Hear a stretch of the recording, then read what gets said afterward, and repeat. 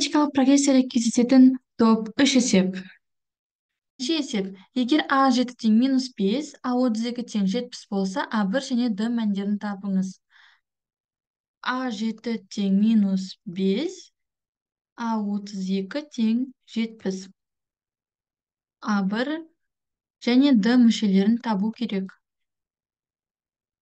Арифметикалық прогрессияның жалпы мүшелерін табу формуласы АН тең А1 қосылынған N-1 шақсан сыртында Д. Осы формула арқылы мына А7-ні өрнектеп жазамыз.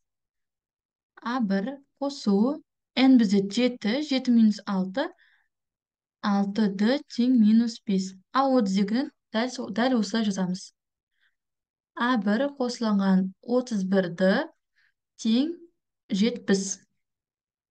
Осындай жүйе пайда болды. Енді екінші жүйеден бірінші жүйені азайтамыз. А1 мен А1 жойылады. 31-ден 6-ны азайтсақ, 25D тең 70 минус 5, 70 минус 5 тең 75. D тең 3. Яғни бізде айырымы 3-ке тең. D-ні кез келген теңдеуге қою арқылы А1-ді табамыз. Бірінші теңдеуге қояйық. А1 қосылынған 6 көбейтілген 3 тең -5.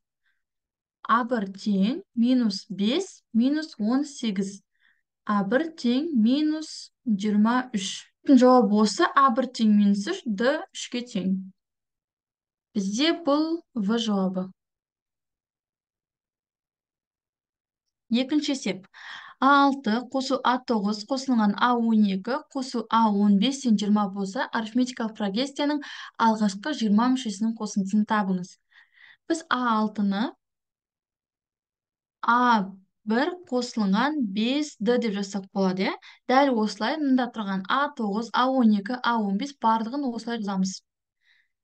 А1 қосылған 5D қосу А1 қосылған 8D қосу А1 қосылған 11D қосу А1 қосылған 14D тең 20. Так, 4А1 қосылған 38D тең 20. Бізге арифметикалық прогрессияның алғашқы 20 мүшесінің қосындысын табу керек. S20 тең 2А1 қосылған 19D бөлінген 2 көбейтілген 20. 20 мен 2-ні қысқартайық, 10. Сонда 2А1 қосылған 19D жақшан сыртында 10. Бізде енді 2А1 қосылған 19-ның мәні жоқ. Егер осы жерден 2-ні жақшан сыртына шығаратын болсақ, А1 қосылған 19-ды тең 20. Яғни А1 қосылған 19-ды тең 10.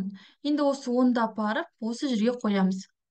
10 көбейтілген 10 тең 100. Бізде алғашқы 20 мүшесінің қосындысы 100-ге тең. Үшінші есеп. АН тең 6N қосылған 2 тізбегінің алғашқы 16 мүшесінің қосындысын табыңыз. Бұл жерде байқағандарыңыздай А1 де айырымы да жоқ. Яғни біз N-ге мән беру арқылы бірінші мүшені, екінші мүшесін әрі қарай N-ді табатын боламыз. АН тең 6N плюс 2. Бізде А1-ді табуымыз керек. Яғни N-нің орнына 1-ді қоямыз. 6 қосылған 2 тең 8. А1-іміз біздің 8-ге тең. А2, яғни осы жерде N-нің орнына 2-ні қоямыз. 12 қосылған 2 тең 14. Енді А2 минус А1 тең Д. А2-ден А1-ды азайтсақ, яғни 14 минус 8 тең 6. Яғни біздің Д-мыз 6-ға тең. Енді бізге барлығы белгілі болды. 16-шы мүшесінің қосындысын табамыз. 16 мүшесінің қосындысын табамыз. S16 тең 2А1 қосылынған 15-ді бөлінген 2 көбейтілген 16. 16 мен 2-ні қысқартсақ 8. 2 көбейтілген А1 бізде 8-ге тең.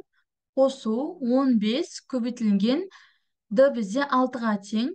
Жақшаның сыртында көбейту 8. Көбейтілген 8 тең 848. Бізде бұл В жауабы. Осы есептерді шығара алсаң, сен міндетті түрде арифметикалық прогресс есептерін шығара аласың.